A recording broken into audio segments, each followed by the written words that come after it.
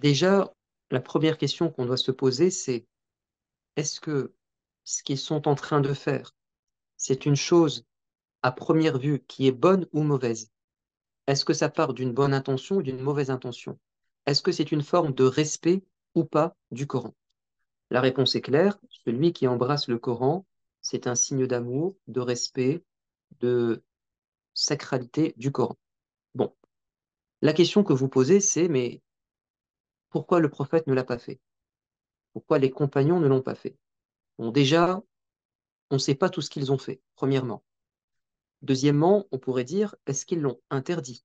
Bah, vous allez dire non. Le principe, c'est que si le prophète ne l'a pas fait, c'est que c'est interdit. Pas forcément. Parfois, il y a des choses que le prophète n'a pas faites parce que c'était son choix, sans que ça soit forcément quelque chose de mauvais. Je l'ai dit tout à l'heure, le compagnon, imam, récitait à chaque raka'a, Qul huwa Allahu ahad. Le prophète ne l'avait pas fait. Et pourtant, il l'a fait par amour. Et le prophète l'a approuvé.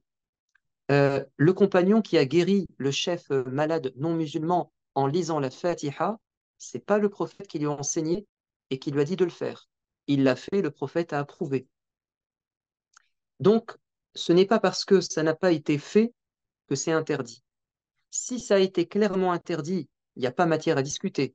S'il y a un silence, s'il y a un silence, ou bien nous sommes dans un domaine où il n'y a pas de liberté, et dans ce cas-là, on dit c'est pas possible, ou bien c'est un domaine où il peut y avoir une liberté, et dans ce cas, ça serait possible.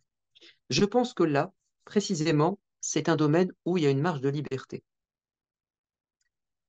Al-Bukhari, Al-Bukhari, hein, celui qui a compilé les hadiths les plus authentiques du prophète de l'islam, il dit à chaque fois que je mettais un hadith dans mon livre, je faisais mes ablutions et je faisais deux rak'at, et ensuite je le posais. Je le mettais dans mon livre. Le prophète n'a jamais fait ça. Euh, alors, je comprends aussi qu'on puisse vouloir mettre des limites parce que quand on laisse son cœur parler, parfois, il peut y avoir des dérives.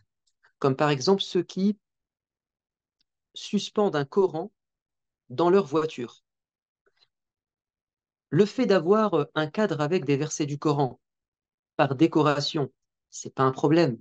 La Kaaba n'est-elle pas enjolivée par des versets du Coran? Les mosquées du monde musulman ne sont-elles pas décorées par des versets du Coran? Et le prophète ne l'a jamais fait. Euh, mais il peut y avoir des excès, comme le fait de suspendre un Coran dans sa voiture en pensant que ma voiture est protégée. Certains pensent que quand ils ont mis un Coran dans leur voiture, c'est bon, il n'y aura pas d'accident, je ne vais pas perdre mon permis. Non, ça ne marche pas comme ça. Là, on est dans une forme de dérive parce que j'ai conféré au Coran un pouvoir qui n'est pas le sien. Je lui ai donné une fonction qui n'est pas la sienne. Mais quand j'embrasse le Coran, quand je le serre dans mes bras, je n'ai pas modifié quelque chose dans le Coran. Vous voyez? Donc là, je pense qu'il n'y a aucun problème.